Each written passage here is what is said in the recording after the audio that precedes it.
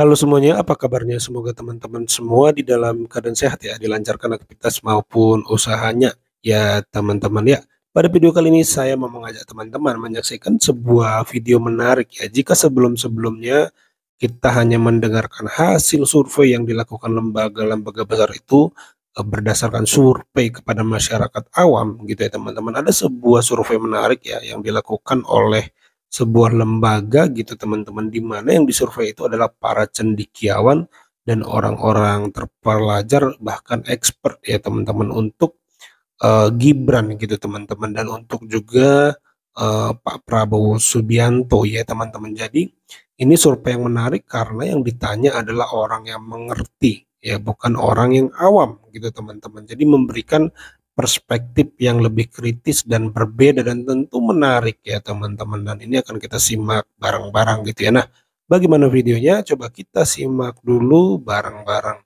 Bang Ferry ngasih nilai 5. Kalau Mas Media mungkin mau ngasih nilai berapa? Media lebih kejam biasanya. Dia dosen gila. Dosen ekonomi soalnya juga ya. Iya, jadi sebetulnya evaluasi ini setidaknya harus dilakukan oleh dua entitas penting di negeri ini. Pertama oleh internal pemerintah sendiri, yang kedua oleh lembaga independen, think tank, cendekiawan begitu ya. Tapi sekarang yang mengeluarkan survei itu kan lembaga survei. Dan lembaga survei juga hasilnya juga menarik loh Mas Media. Makanya saya ingin tantang ini mahasiswa, karena saya ngajar statistik dan metodologi penelitian, bahwa lembaga survei itu mengidentifikasi, mengestimasi kinerja pemerintah, menanyakan kepada masyarakat luas, publik, itu sebetulnya bias secara metodologi. Bias, imperfect information, subjektif dan tidak valid. Makanya ada beberapa lembaga besar mempublish hari ini itu 80% kepuasannya. 80,9 ya. Saya bilang itu nggak valid karena ini sama saja dengan menanyakan fisika kuantum kepada anak SD, atau anak-anak diminta mengevaluasi orang tuanya, di mana subjek penelitian tidak tahu betul apa yang terjadi di pemerintahan. Itu kenapa kami di Selios yang kami lakukan adalah melakukan expert judgment, studi evaluasi kinerja Prabowo Gibran ini dengan mengirimkan judgment kuesioner kepada expert. Makanya tadi ketika ditanyakan saya skornya berapa, saya jawab berbasis data Selios saja, belum rilis, rencana rilis besok. Itu hasilnya skor untuk Pak Prabowo Gibran itu 5 dari 10. Jadi sama dengan Bang. 5 dari 10 sama kayak Bang Ferry. Tapi ada yang menarik, wakilnya. Jadi menurut expert, ini beda nih berarti. Iya, kita tanyakan terpisah, Pak Prabowo berapa, Gibran berapa. Dan Pak Gibran itu skornya 2 dari 10. 2,9 dari 10. Oke. Dan ini nggak perlu ditepuk tangan ini ya berarti ya. Jelek soalnya nilainya gitu, mesti harus diperbaiki dong. Kalau mahasiswa yang baik mah dapat nilai 2 itu kalau dari cakupan atau skema atau skala A sampai berarti dapatnya remedial ya. Remedial, harus remedial. Oke. Ulang lagi semester depan. Dan mahasiswa yang baik harus masih baik rupanya. Iya. Masih bisa remedial. Dan ini sebetulnya harusnya didengar oleh Pak Gibran. Why? 2 dari 10. Ya karena kalau survei-survei, ya bisa disebutlah survei-survei yang mengeluarkan survei sekarang ke publik, Pak Gibran akan bilang, wah masyarakat happy dengan saya. Padahal ketika kita menanyakan ke expert melihat ada yang salah dengan pola kepemimpinan, gaya komunikasi dan kinerja wakil presiden kita hari ini. Luar biasa. Kita nggak bilang ini buruk dan kemudian ini adalah masalah besar bagi bangsa, tetapi ini saatnya untuk Pak Gibran berkaca, mumpung ini masih 100 hari.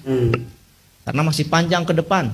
Ya. Ada triliunan rupiah uang yang akan digunakan oleh wakil presiden, triliunan rupiah uang rakyat yang akan dikelola untuk ekonomi kita.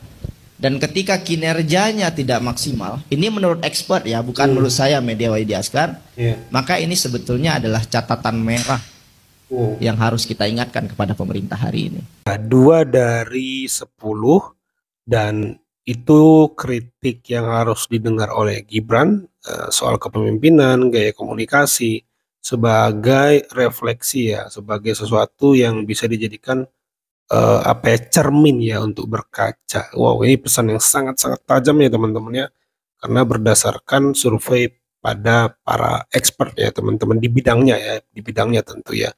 Kita lanjut ya. Mana nih Gibran setelah beberapa bulan menjadi wakil Iya. presiden? Kan banyak orang bilang yaitu wakil presiden tuh cuma ban serep. Tapi jangan lupa presiden sangat mungkin mendelegasikan kerja-kerja. Yes. Yang bagus-bagus terus terang aja ya kayak Pak Budiono misalnya. Ya kan betul. didelegasikan Isu ekonomi. tugas tertentu. Hmm. Pak Yusuf Kala juga begitu Betul. ya.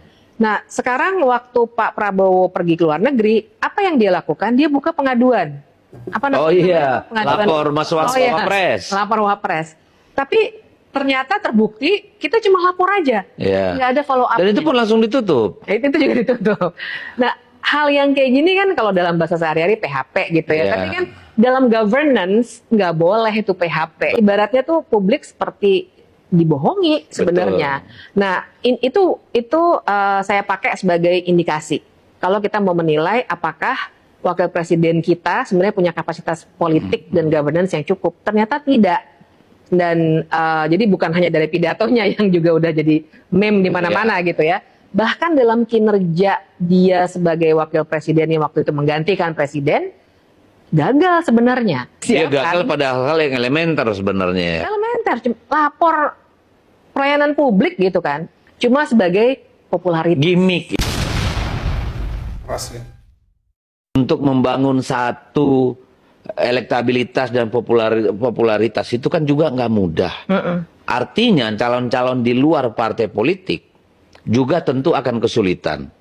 Partai politik aja belum tentu berani nih. Iya. Ya, gimana caranya memastikan bahwa dengan putusan MK itu akan lahir banyak calon-calon alternatif? Nah, makanya jadi memang tergantung pada partai-partai politik dan politikus yang pro demokrasi dengan masyarakat sipil untuk mendorong supaya nanti arah penerapannya untuk memperbaiki sistem di partai-partai politik.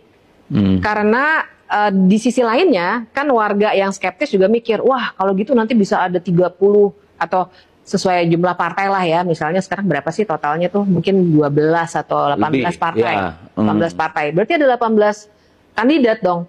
Pertama, nggak masalah kalau ada 18. Ya. Kedua, kita jangan mikir bahwa milih calon presiden itu kayak milih ketua kelas. Pasti partai politik akan ngukur mau ngeluarin uang, karena kan pasti butuh uang ya untuk mencalonkan presiden. Ini orang elektabilitasnya cukup bagus nggak? Rekam jejaknya bagus atau enggak? Jadi kalaupun kita punya 18, nggak berarti 18-18-nya akan punya satu. Akan ada kemungkinan juga mereka akan berkoalisi kayak 2004. Ya, itu kritik tambahan dari Bu Fitria ya teman-teman, pakar hukum yang mengatakan masalah Gibran ketika presiden tidak ada ya, contohnya membuat lapor Mas Wapres yang sekarang saya tidak dengar juga ya kelanjutannya gitu, tetapi yang sangat menarik adalah poin daripada hasil survei tadi Seleos ya kepada para expert dan mengatakan skornya itu 2 dari 10. Ini rendah sekali sebenarnya, tetapi bisa menjadi poin bagus ya, kritik bagus kalau diperhatikan ya untuk beberapa tahun ke depan ya, karena masih 100 hari kerja kan. Jadi kritik yang sangat bagus di awal itu sekiranya bisa memperbaiki ya teman-teman yang untuk kedepannya ya sebagai seorang pemimpin ya teman-teman ya. Itu kalau menurut saya nih. Kalau menurut teman-teman bagaimana nih? Coba tulis di kolom komentar. Itu saja video kali ini. Terima kasih buat teman-teman yang sudah menyimak sampai selesai. Sampai jumpa di video saya selanjutnya.